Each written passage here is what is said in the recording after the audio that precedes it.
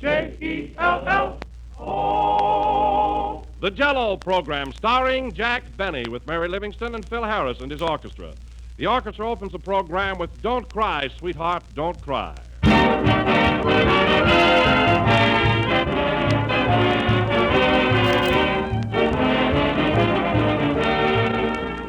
With the start of the new year, the makers of Jell-O want to thank all of you for your splendid support during the past year. And we're going to continue to do our very best to deserve it during the coming year. We also want to start our new year with a special welcome to our many new listeners in Canada. We're very proud that 24 Canadian stations are being added tonight, which will bring this program to thousands of listeners who have not been able to hear it before. So for our old audience as well as our new, we're making two New Year's resolutions. The first, to bring you the best programs we can. The second, to help you serve the best desserts we can. And you'll find that Jell-O will help you in a big way. Jell-O is so inexpensive and so quick and easy to prepare, and it tastes just grand. So here's to more delicious desserts all through 1938 with Jell-O.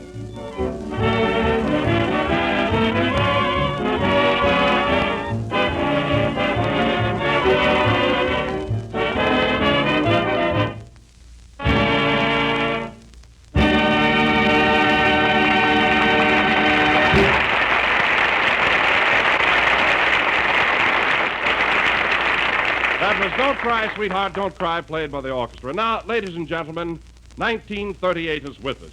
And who do you think is standing here at the microphone waiting to greet you one and all? Is it Fred Allen? No. Is it Ginger Rogers? No. Is it Clark Gable? No. Is it Jack Benny? No. I mean, yes. Hello again. This is me talking.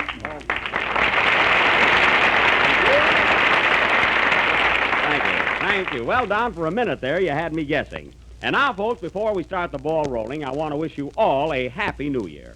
And you too, Don, I hope you have health, wealth, and prosperity. Well, thank you, Jack, and I hope that 1938 will bring you a lot of happiness, too. I hope so, Don. And incidentally, I'm going to start the new year off with a clean slate and pay up all of my old debts. Here's that quarter I borrowed from you last June when I wanted a cigar. You remember that, Don? Oh, yes, Jack, yes, thanks. Now, how about that $10 I loaned you yesterday at the racetrack? Well, that's this year, Don. You'll have to wait until 1939 for that. But don't worry about it, kid. Well, I'll try not to, Jack. And by the way, what kind of a time did you have New Year's Eve? Did you step out and have any fun? Well, Don, I hate to say this, but I spent the most miserable evening I can ever remember. Oh, it was horrible. And it was all Phil Harris's fault. Is Phil here yet? Not yet, Jack. What happened? Well, I didn't have anything special to do New Year's Eve, so Phil called me up and asked me to go out on a blind date. I should have had my head examined. A blind date, huh? Yeah, Phil had two girls. His was beautiful, but I wish you could have seen the one he picked for me. She was the homeliest dame I've ever seen. She looked like a smudge pot with rouge. Oh, really, it was awful. Gee whiz, Jack, was she really that bad? Bad. That's the only time I ever saw a human Mickey Finn.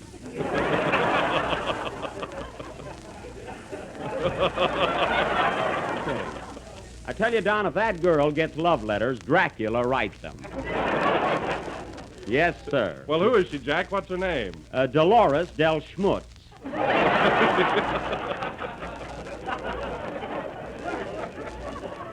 You know, it was the Dolores that fooled me. But really, Don, I can't describe that face of hers. And I sent her orchids, too. Oh, gee whiz, didn't that help? Only the florist. And you know what was so embarrassing, Don? She insisted that we go to the Coconut Grove, of all places. Mary was there and Andy Devine, too. I knew everybody in the room. What did they do? Did they snub you or anything? No, but it got pretty annoying when people would slap me on the back and say, ha, ha, ha, hello, Jack. Believe me, I'm cured of blind dates from now on. Oh, hello, Mary. Happy New Year. Thanks, Jack. Who was that orangutan you were out with the other night? You see, Don, was I exaggerating? Well, Mary, Jack was just telling me about that blind date he had on New Year's Eve. No kidding, Mary. Wasn't that the homeliest girl you've ever seen me out with? No. She was, too. You've never seen me with anyone worse than that. Well, at least her mustache was cute. It wasn't a mustache. He was drinking cocoa all night. Cocoa, say, that's a fine drink to buy a girl on New Year's Eve. Well, I was trying to make her fall asleep so I could sneak out. You seem to be having a good time, Mary. Who was that fellow you were with? Oh, a little jockey I met at Santa Anita. He had the best-looking bow legs. Oh, a little jockey, huh? Was he a good dancer, Mary? Yes, but he must have thought I was a horse. Why? Every time the music started, he wanted to dance piggyback.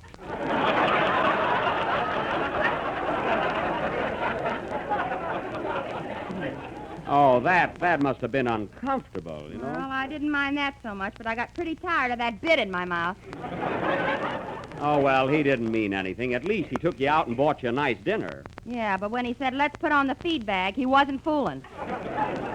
Well, I can see I wasn't the only one who had trouble, huh? Hello, fellas. Hiya, Jack, old boy. Happy New Year. Keep it. The fine thing you pulled on me New Year's Eve, Phil, Dolores. Are you still beefing about that girl? I ain't writing poetry about her. What a gal. She only had one tooth. What are you talking about? She had a lot of teeth. Oh, yeah? Where were they? On her charm bracelet. Well, if her wrist ever smiles, it'll be a big help to her. And listen, Phil, as long as you invited me, why didn't you let me go out with the good-looking girl? Now, wait a minute. We matched pennies for her, didn't we? Well... No kidding, Jack. Did you really match pennies for Phil's girl? Yes, but even Lincoln was against me that night.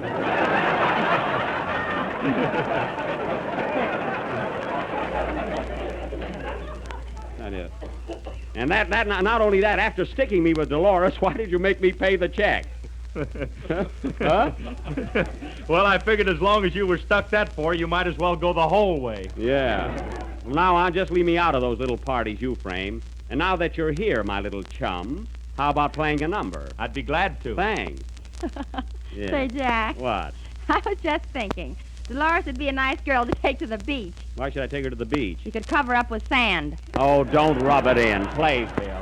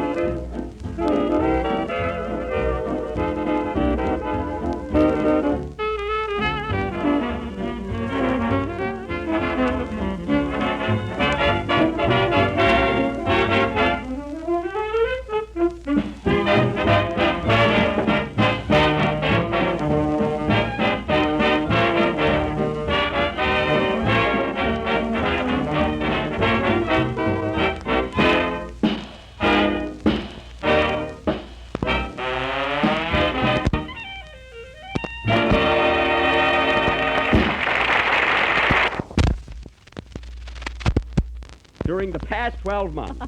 And now, folks... Hello, everybody. Happy New Year. Hello. Happy New Year, Kenny. Hi, you're a little bit late there. You shouldn't start the new year that way. Well, I got here in time to sing my song, didn't I? Yes, but suppose we had moved the song up earlier on the program. Then Phil could sing it.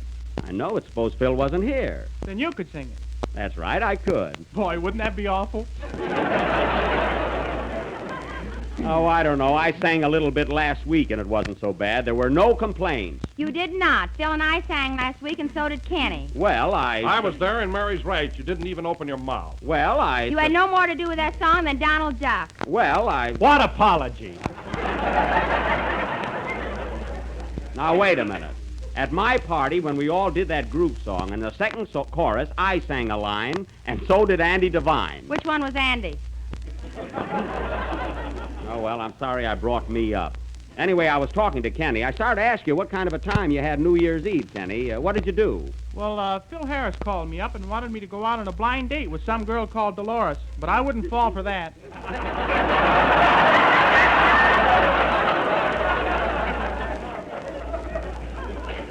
Oh, I see. Gosh, I'm not that dumb. Anyway, Phil told me he'd get some other guy. He did, Kenny, he did. I was the guy that got hooked there. You should have seen her, Kenny. You don't know how lucky you were. What did she look like, Jack? Well, maybe I was too critical. I don't know. She did have a rather nice figure, and the cutest way of fixing her hair, it was combed down over her face, wasn't it, Mary? Yeah, but not far enough. I guess I was expecting too much. So what did you do, Kenny? Just stay home New Year's Eve? No, I had a swell time. I went out with my girl and her boyfriend. Oh. Oh, a threesome. You always do that, Kenny. What's the idea? Well, she's trying to make up her mind which one of us she's in love with. Well, I can understand that. She wants to be sure before she takes that final step. How do you stand, Kenny? Oh, I don't think she likes either of us as much as the fellow she's engaged to. Oh, still another one. Say, you've got quite a few rivals on your hands. Wait till the fleet comes in. Mary. Well, Kenny, I hope you're the lucky man. You're a nice kid and you deserve it. And now, folks... Happy New Year, everybody! Hiya, Buck! Hello, Andy! Happy New Year! Say, Andy, I didn't think you were going to drop up here tonight. Well, Buck, I've been all around town looking for Pa. He ain't been home since New Year's Eve. Have you seen him? No, I haven't, Andy. I haven't. Well, he called Ma up about 2 o'clock this morning and said he was flying to Reno to get a divorce. A divorce? What did your ma say? She said it was darn bad weather for flying.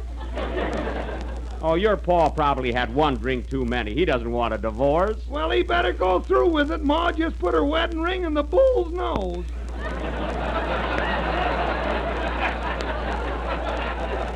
Oh. Well, how does the bull feel about it? Oh, he's taking the cow to Niagara Falls.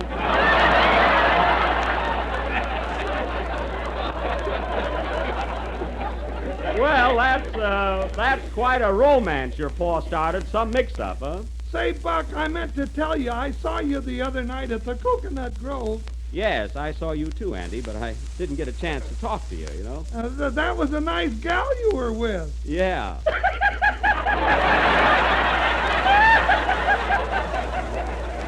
Well, what are you laughing at? Well, what's funny about it? Don't follow me out, you brung her.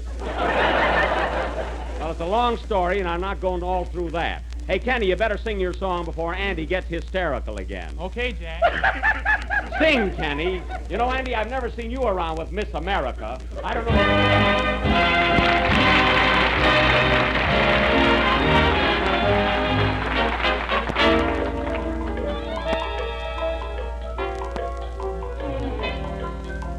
Rolling plains where the cattle are grazing and the sun is a-blazing, blazing down with its beams.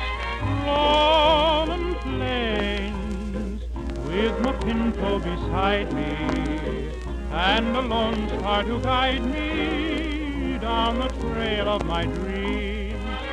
Western moon riding high in the sky, get along, tell my love. Very soon I'll be by her side to ride and ride those rolling plains where I'll meet friendly faces from the wide open spaces on those rolling plains.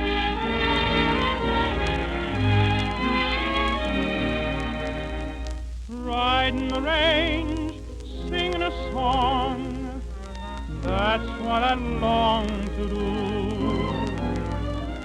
Riding the range covered with dust, I'm coming home to you. And those rolling plains with my pinto beside me and a lone star to guide me down the trail of my dreams. Western moon riding high in the sky, get along, tell my love. Very soon I'll be by her side to ride and ride those sweet friendly faces roam the wide open spaces on those rolling plains. Rolling plains. Rolling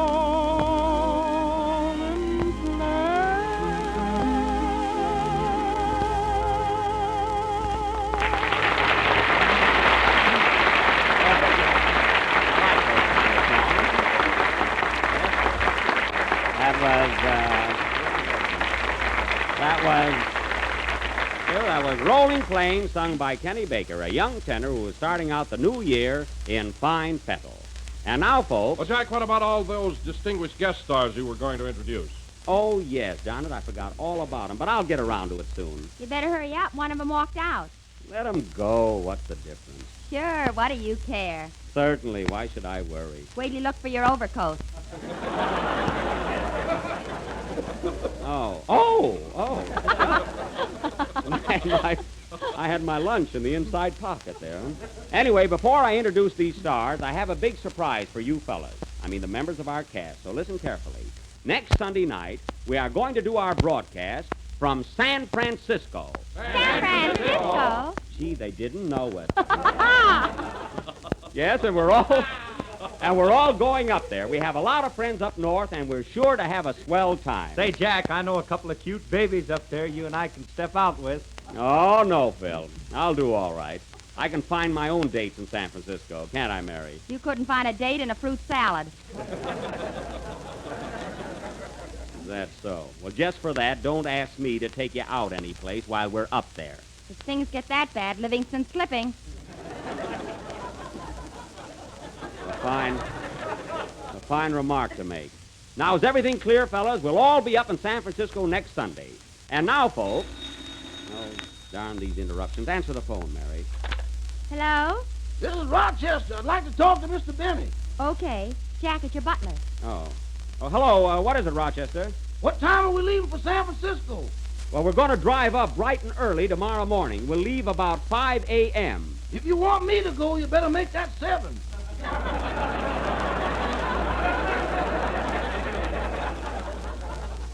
Listen, you'll go when I go. And we're going to drive up there in my Maxwell. So put on that chauffeur's uniform I bought you. You mean those gloves? Yeah. Say, how are you coming along with the packing? Fine. I put in your sport coat, your brown suit, and your gray suit. That's good. Now pack my blue suit, too. Oh, you don't want that. I said pack it. All right, but I'm going to have trouble getting it off your father. Oh, yes, I forgot about that. Well, all right, Rochester, I'll see you later. Were there any calls? Yeah, some girl by the name of Dolores keeps calling up here every 5 minutes. But I don't think it's for you. Why not? She keeps asking for lovey-dovey. That's me. I mean, tell her I've gone out of town, will you? Now, finish packing, and I'll see you later. Goodbye, Rochester. Toodaloo. Well, I guess that settles that. Oh, Don, how about our guest stars? Are they still here? Yeah, but a couple of them are sound asleep. Well, wake them up, Phil. We'll call on them right after the next number.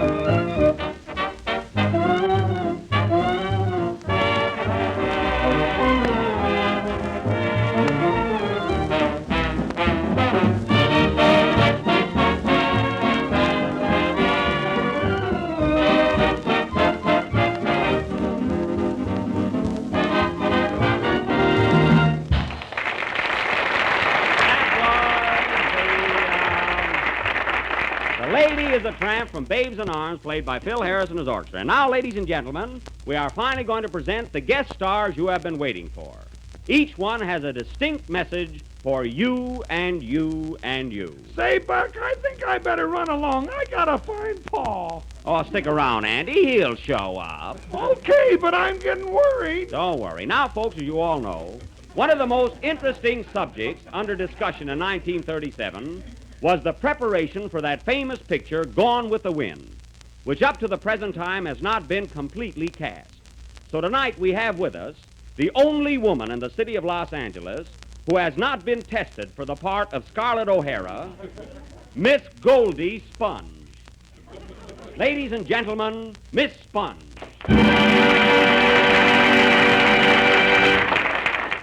Thanks. Now, Miss Sponge, tell me, are you a native of Los Angeles? I mean, where is your hometown? You mean where was I burned?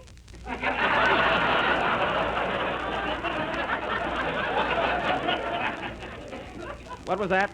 I say, you mean where was I burned? Burn? Oh, born. Yes, born. Were you born in Los Angeles? No. Oh, then where were you born? In Pasadena. Oh, Pasadena, I see. Now tell us, Miss Sponge, how does it happen that you were not tested for the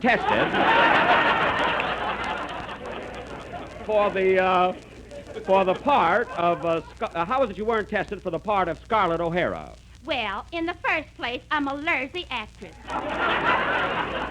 That I can see. Yes.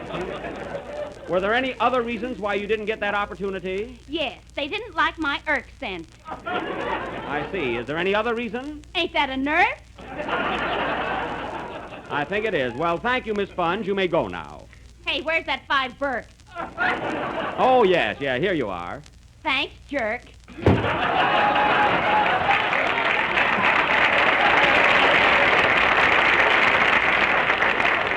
That, ladies and gentlemen, was our first outstanding personality. Mary, is our second guest star ready? Yours.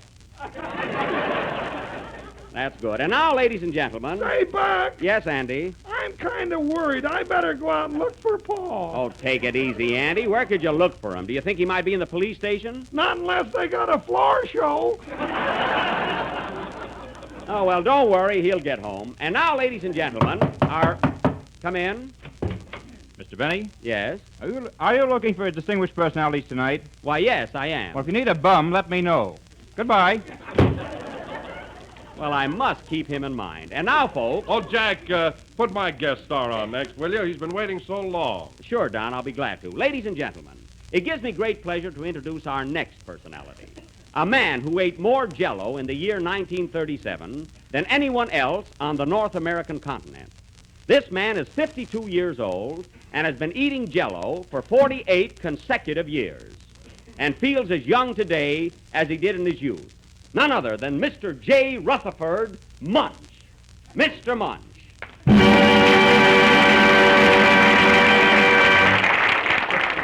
Now, Mr. Munch, was my statement correct? Haven't you been eating Jell-O for the past 48 years? Yes, I have, Mr. Benny.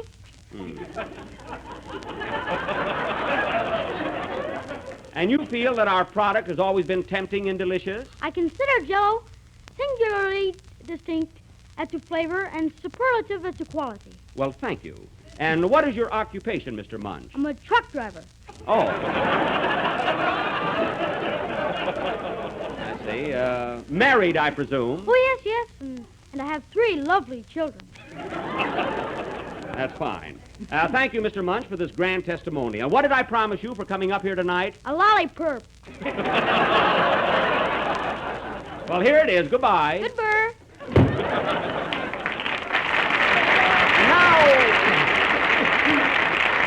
now, ladies and gentlemen, for our big surprise of the evening, a sensational scoop. As you all know, one of the outstanding events of 1937 was that historical flight of those 3 daring Russian aviators who in one heroic effort flew nonstop from Russia to California, a distance of 6,200 miles. What a thrilling adventure. What an amazing feat. What a contribution to the advancement of aviation. Am I right, folks?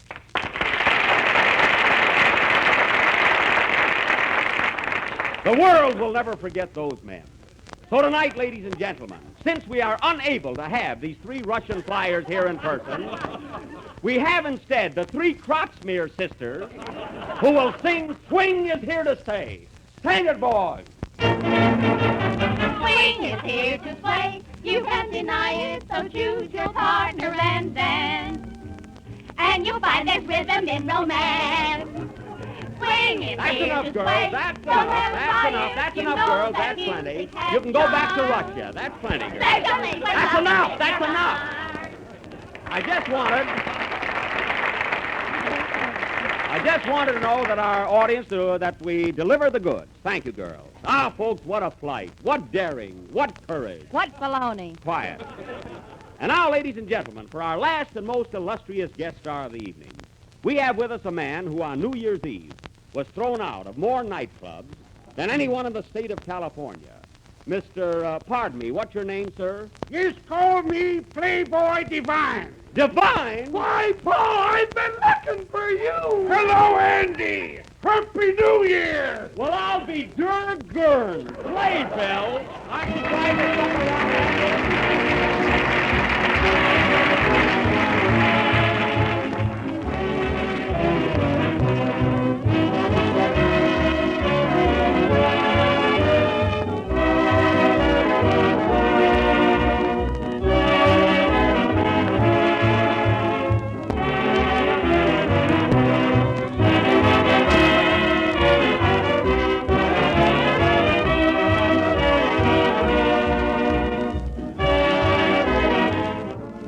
Here is a delicious new dessert to start the new year right, and one that you'll want to serve often.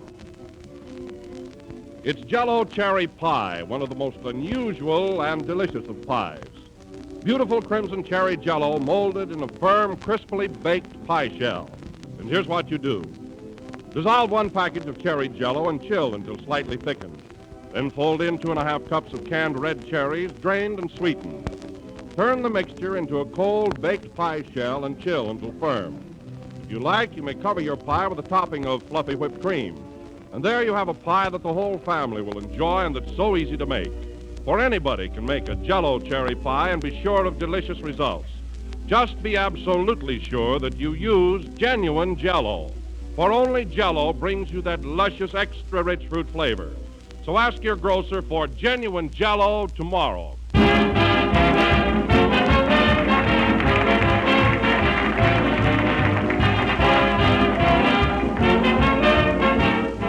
This is the last number of the 14th program in the new Jell-O series, and we'll be with you again next Sunday night at the same time, broadcasting from San Francisco, California.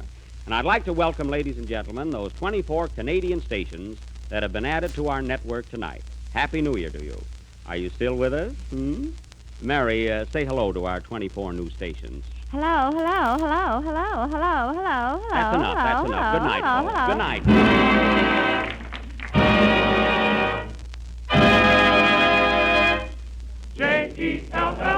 Jell-O.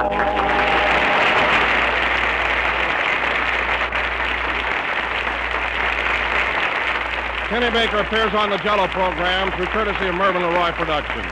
This is the National Broadcasting Company.